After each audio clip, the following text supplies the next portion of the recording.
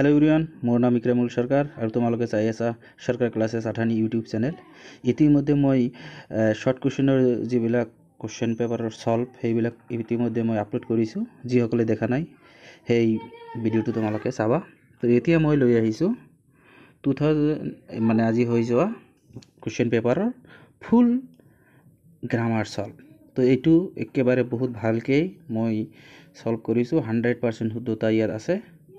তথাপিও যদি কিবা প্ৰব্লেম হয় তোমালোকে কমেণ্টত মোক জনাই দিবা। তো তাৰপিছত প্ৰথম যেটো কি হৈছে আমাৰ গ্ৰামাৰ আহিল। তো প্ৰথম গ্ৰামাৰটো হ'ল যে তলৰ যিকোনো এটাৰ বেশ বাক্য সহ সমাসৰ নাম লিখা। তো এইটো কি হৈছে ৰাম লক্ষণ হৈছে কি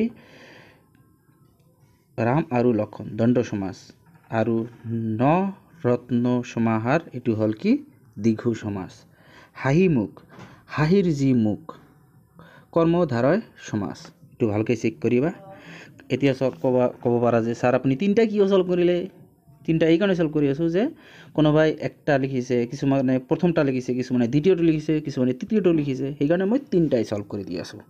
কোশ্চেন বহুত ইজি হৈছে। মই যোৱা ভিডিঅ'টো কৈছোঁ, এতিয়াও কৈছোঁ। ইংলিশটো অলপ টাফ হৈছে, কিন্তু ইয়াত বহুত ইজি হৈছে কোশ্চেনটো। তাৰপিছত চোৱা তলৰ যিকোনো এটা শব্দৰ সন্ধি ভাঙা। তো ইয়াত কি আছে উচ্চাৰণ আছে, উৎ যোগ চাৰণ উচ্চাৰণ। তাৰপিছত নাবিক নৌ যোগ ইক নাবিক। মহোদয় মহাযোগ উদয় মহোদয়। তো কোনে কেইটা কৰিছা, কাৰণ এটাই কৰিব লাগিব। মই তিনটাই কৰি দি আছোঁ। কিছুমানে প্ৰথমটা, কিছুমানে দ্বিতীয়টা, কিছুমানে থাৰ্ডটা কৰিব পাৰে। তো তোমালোকে চেক কৰিবা। চেক কৰি মানে কি কৰিবা, এনসাৰ তোমালোকৰ গ্ৰামাৰ কেইটা ৰাইট গ'ল নগ'ল কমেণ্টত জনাই দিবা। তাৰপিছত কি আছে তলত দিয়া বাক্যটি সৰল বাক্যলৈ পৰিৱৰ্তন কৰা। তো এইটো এনসাৰ হ'ব।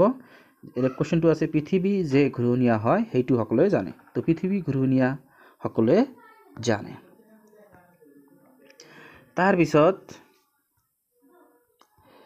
তলত দিয়া যিকোনো এটা শব্দৰ দন্ত্য বা মূৰ্ধন্য ষ হোৱাৰ কাৰণ লিখা। তো ৰাৱণ আছে। তো ৰাৱণটো যে আছে, ৰাৱণটোৰ এনসাৰ এইটো যে একেটা পদৰ স ৰ মূৰ্ধন্য ষ আৰু নৰ মাজত স্বৰবৰ্ণ ক বৰ্গ প বৰ্গৰ কোনো দশ অব্যয় হ ব্যৱধান থাকিলে ন মূৰ্ধন্য হয়। এইটো হৈ গ'ল। তোমালোকৰ কিতাপত একেবাৰে মানে কি নত্যবিধি সত্যবিধি নিয়মত, নত্যবিধিত কি আছে 2 নম্বৰ নিয়মতে আছে। তাৰপিছত কাৰণ আছে স্বৰ দন্ত্য স ৰ স্বৰ পিছত থকা দন্ত্য মূৰ্ধন্য হয়। এইটো হ'ল কি ট বৰ্গৰ লগত যুক্ত দন্ত্য স মূৰ্ধন্য স সকলো সময়তে কি হয়, এইটো দন্ত্য সটো মূৰ্ধন্য স হয়। তাৰপিছত ইয়াত কি কৈছে যে জ্যোতি স্থানত জ্যোতি চিন বহুওৱা এইটো দিছে।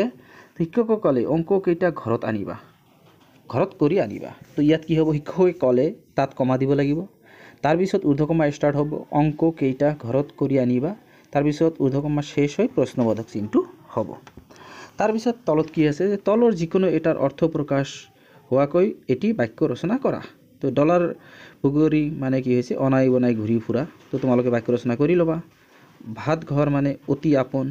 মূৰে কপালে হাত দিয়া মানে অত্যাধিক চিন্তা কৰা। তো তোমালোকে ইয়াৰ পৰা এটাকে বাক্য ৰচনা বনাবা। তিনটা কৰিব নালাগে, একটাহে কৰিব লাগে। তো একটা কৰিছা নিশ্চয়। মই 6 নম্বৰটো তলৰ যিকোনো এটা শব্দৰ বিপৰীত শব্দ লিখা। একেবাৰে ইজি দিছে। আদৰ হ'ব অনাদৰ, উচিত অনুচিত, চিনাকি অচিনাকি। তো তোমালোকে চেক কৰিবা। তাৰপিছত কি কৈছে ঝ নম্বৰটো কি দিছে, এটা শব্দত প্ৰকাশ কৰা যিকোনো এটা যাৰ সৰুতে মাক বাপেক মৰিছে বা ঢুকাইছে, সেইটো হ'ব ঘাটমাউৰা। যি সদায় ঘূৰি ফুৰে যাযাবৰ। যি কথাৰ কোনো অৰ্থ নাই সেইটো হ'ব অৰ্থহীন। তাৰপিছত কি হৈছে, তাৰপিছত আহিছে তোমালোকৰ ঝ নম্বৰটো যে তলত দিয়া যিকোনো এটা শব্দৰ প্ৰত্যয় ভাঙি দেখুওৱা।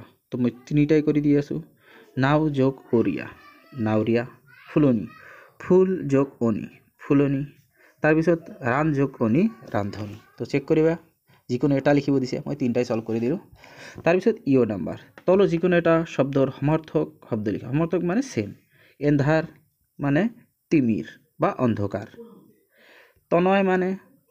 তনয় মানে পুত্ৰ বা সন্তান। স্বামী মানে পতি।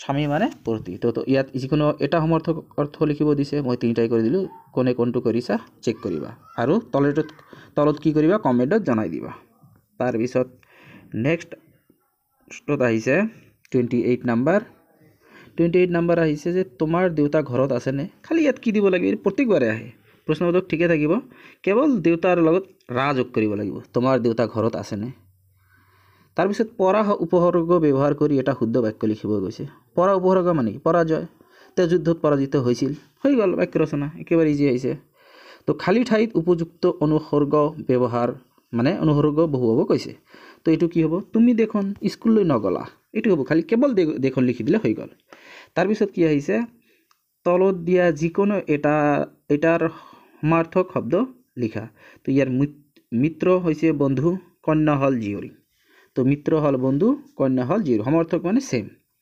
তাৰপিছত কি কৈছে তাচম্ভাগ মানে এই তেওঁলোকক ৰজনী মানে হৈছে ৰাতি তাৰপিছত কি দিছে তাৰপিছত 6 নম্বৰত আহিছে তলত দিয়া যিকোনো এটা শব্দৰ বিপৰীত শব্দ লিখা স্বদেশ বিদেশ সুবিধা অসুবিধা তাৰপিছত কি হৈছে 6 নম্বৰ তলত দিয়া যিকোনো এটা শব্দৰ বিপৰীত লিংক লিখা তো ইয়াত কি হ'ব যে লৰা ছোৱালী দেউতা আই তো এইটো হৈ গ'ল তাৰপিছত 29 নম্বৰ আহিছে কি তলত দিয়া যিকোনো দুটা ছন্দৰ সূত্ৰ লিখি মানে উদাহৰণ দিব কৈছে তো ইয়াত কি আছে তোমালোকৰ সব একেবাৰে ভালকৈ দিয়া আছে লেছাৰী ছন্দ তাৰপিছত কি আছে কুসুমালা ছন্দ তো তোমালোকে কি কৰিবা এইটো চেক কৰিবা